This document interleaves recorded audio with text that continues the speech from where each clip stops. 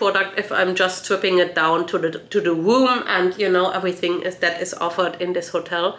There are better hotels that are a lot cheaper. You are paying for that kind of sprinkle of pixie dust and the sprinkle of, you know, je ne sais quoi, wie der Franzose sagt.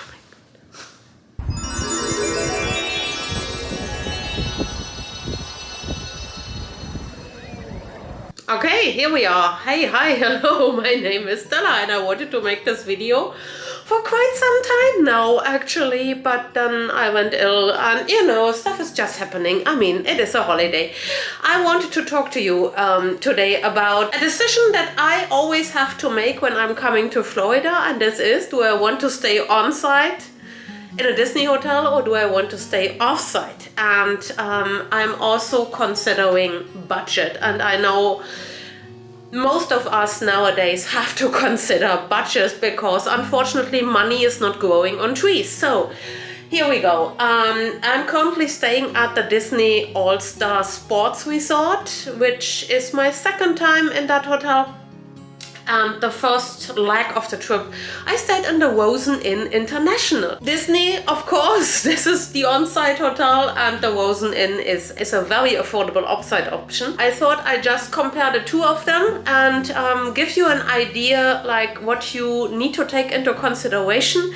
I also have to say in advance, everyone has different needs. I'm a solo traveler, so, you know, room size is not like the biggest issue for me. If you're a family of 4, you might to take that into consideration. This is just, you know, this is not like comprehensive. This is just like giving some food for thought and some help in the decision making if you are planning a trip to Orlando. First thing first, I have to say I enjoyed and enjoy the stay in both of those hotels. So nothing is like a total fail and I have like big complaints. They are both completely fine and yeah, I'm happy where I am. Let's start with the rooms, because the room is where you're staying in. I'm not one of the persons that is just sleeping in the room.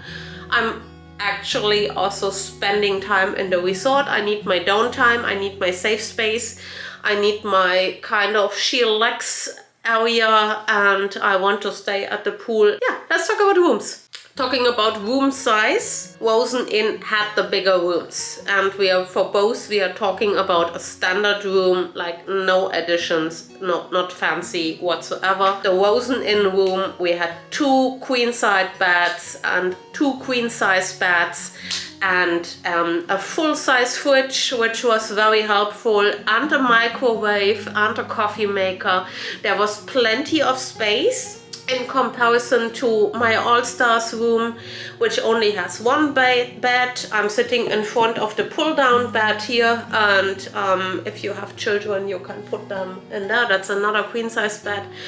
But in complete, like space-wide, this room is a lot smaller. It's completely fine for a single person. It's completely fine for a couple or 2 friends sharing this room.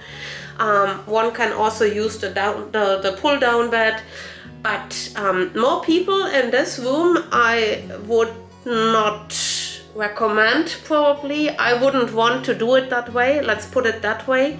I'm sure there are families quite happy to just share with more people in that room. I feel it's getting really crowded, especially if you also have to store the luggage somewhere. That was a little bit more relaxed in the Rosen Inn hotel. When it comes to how this room looks like, this is a refurbished room here in Allstar Sports. They refurbished all of the rooms a couple of years ago. You have a wooden floor, you have a nice little Disney theming as well. It looks quite nice. Everything is new and done and also very clean.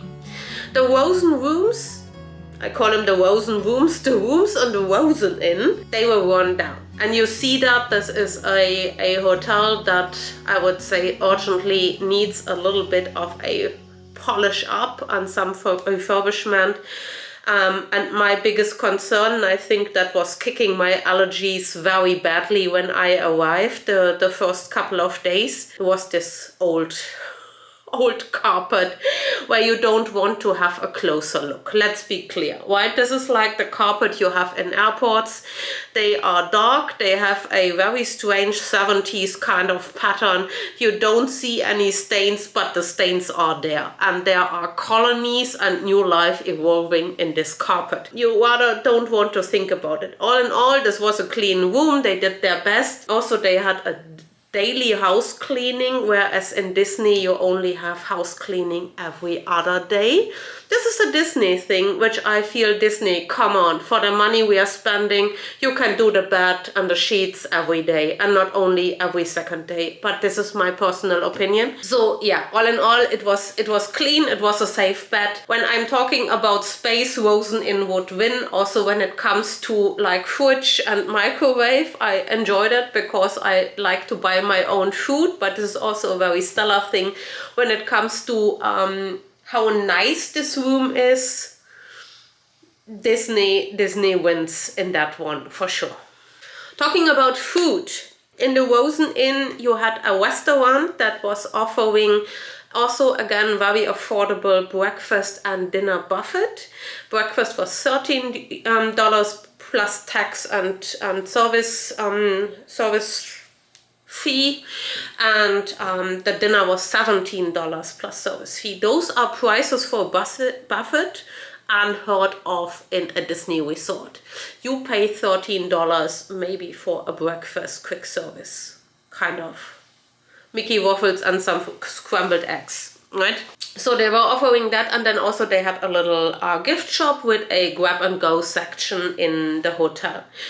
But you have like so many restaurant options in the Rosen Inn just around, because you are very conveniently located on International Drive. And International Drive is just a place to be in Orlando if you want to go out and get some food. So there was a Denny's and there was a McDonald's just next to it, and a Waffle House and IHOP, and you know, everything. Like, name it, they have it. It's all on iDrive. There was also a Walgreens where you can get some grab and go options and food and snacks and whatever you want. So everything is very approachable in that kind of location, and you will not go hungry. With the Disney Hotel right here, you have a food court, of course. This is the Disney thing, especially in like the value resorts. You get the typical Disney food, right? I mean, there are no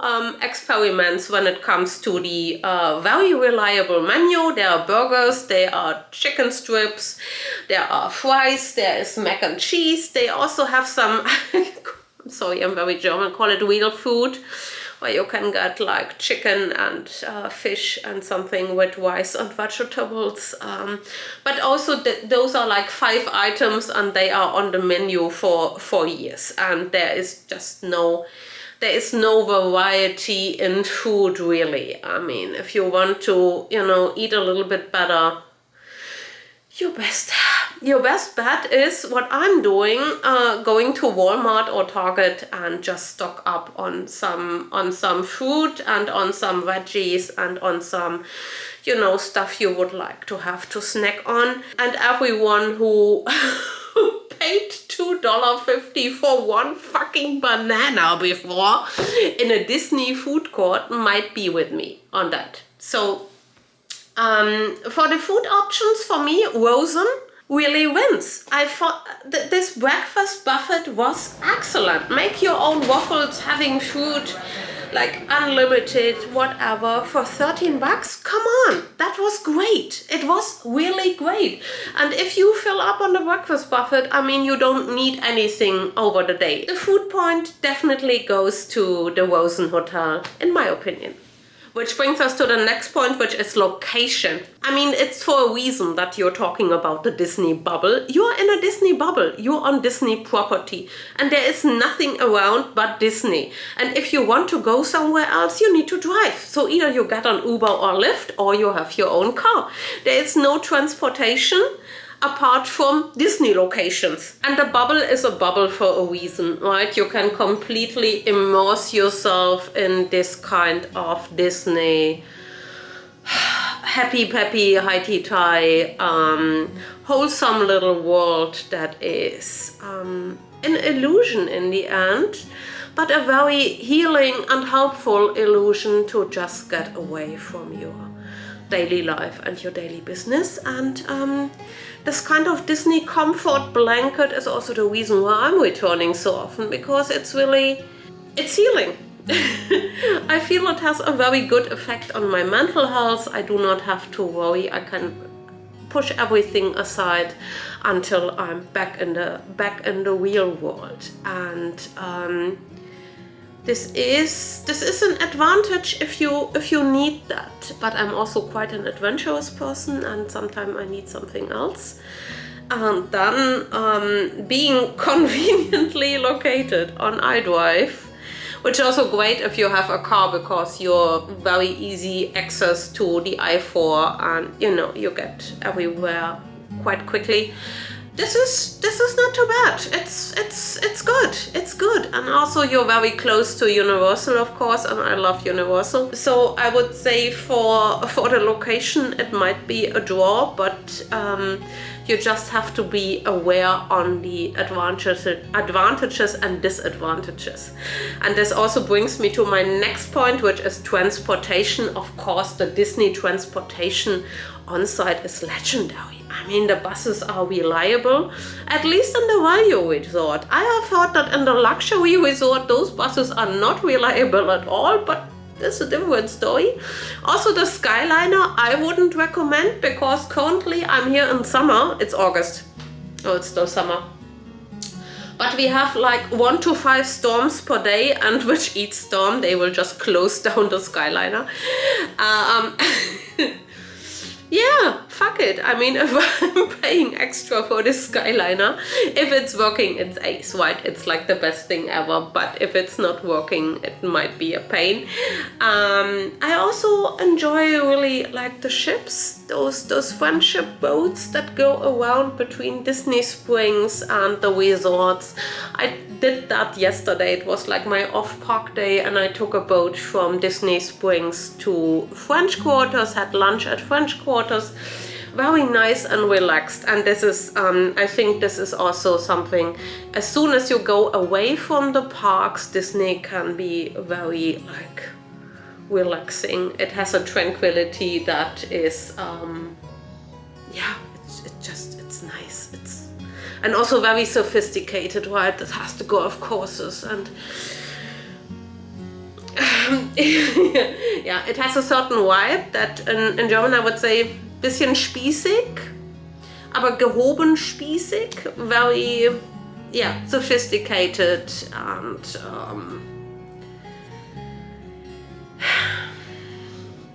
I see what they are doing, right? And I think this is also why they have a certain price range for certain resorts, because the clientele there loves to stay like in their own kind of circle. At least this is my impression, right? It has a little bit like, we might not have enough money for Martha's Vineyard, but we are going to Disney and we are DVC members. This is my very outside European perspective on that, and you correct me if I'm wrong, but those are the vibes that I'm going, right?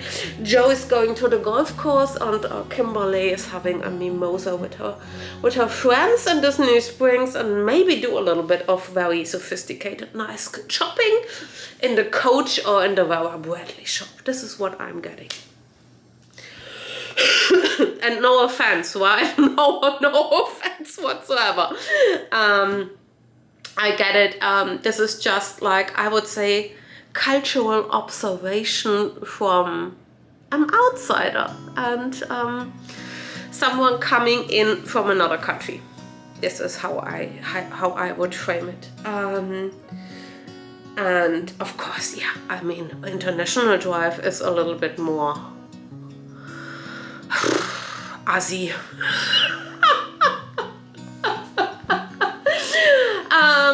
I wouldn't walk international drive in the dark. Let's be also really clear about that. I feel after 2020 it became a little bit more shady maybe, and it's also my outside perspective. But yeah, it has a certain something, and this is just, you know, it feels very Orlando to me, and it's just a completely different vibe. It's a completely different vibe, and I get why people are so divided on also Universal and Disney, but it's a different story. Maybe for another video, but yeah, I get it. I got sidetracked on the transportation, by the way. I want to say that Rosen also had complimentary transportation to Universal Studios, but you have to book it up front. There are like it's a fixed timetable, and it's not as like ad hoc and convenient as Disney transportation, of course. And you could also buy transportation to the Disney parks for a $15 round trip per day, which is a nice offer, right? Don't get me wrong, it's a lot cheaper than any Uber or Lyft would be. What I also want to mention is that there is public transport on iDrive, so you can use the iDrive trolley, which is a bus which goes quite frequently and is very cheap, and I know that people are taking it just up and down iDrive because this is like a miles and miles of a road. And there's also the Lynx bus that you can use to get around in Orlando. So there is some kind of public transportation if you don't want to have a rental car. If you are having a rental car, both hotels, and I appreciate that a lot, offer free parking. Like the parking fees in hotels is something that is, you know, always being like, already paying that much for a room, why do I have to pay extra for parking? You know, I'm sitting too much on my money to really justify like extra parking. And this is also something that the Universal hotels, the on-site Universal hotels, they all charge for parking, and I'm always like because I love to have my own car. But Rosen Inn, free parking, no resort fees. Disney, free parking. Thank you for bringing that back, Disney. That was the best move ever. And also for Disney, free parking at the parks if you stay in a Disney resort, and that really is a big perk. So on the parking side, yeah, somewhat of a tie, but due to the fact that you can park also freely in the parks, this is rather going in the Disney direction, together with the point for transportation, because transportation is great. Next, I would like to talk a little bit about hotel amenities like pool and, you know, the kind of recreation that you have.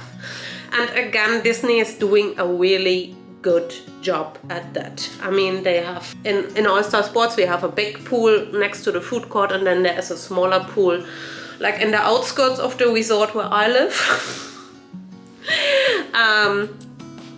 And all those pools, they have lifeguards, and there is entertainment for kids, and you know, there's always something going on. Especially if you have kids, they are, you know, they are occupied, they are looked after, they can do stuff there. There are competitions and, you know, all kinds of activities. Disney is also offering movies under the stars, so they show a movie at night if it's not like a big storm. That was the case like the whole last week. And they also offer a campfire where you can get marshmallows for free and roast your marshmallows, and you can also buy a small little like s'mores kit and do s'mores, which is I feel this is really, it's really nice and super amazing. And the Rosen Inn also had two pools, a larger pool and a smaller pool.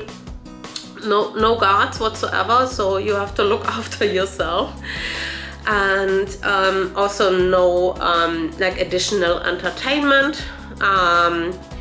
But yeah, I mean, you know where you're going, and for relaxing and just hanging out at the pool, this is great. When it comes to entertainment, I think no one can compete really with the Disney resort, as at least not on that kind of category.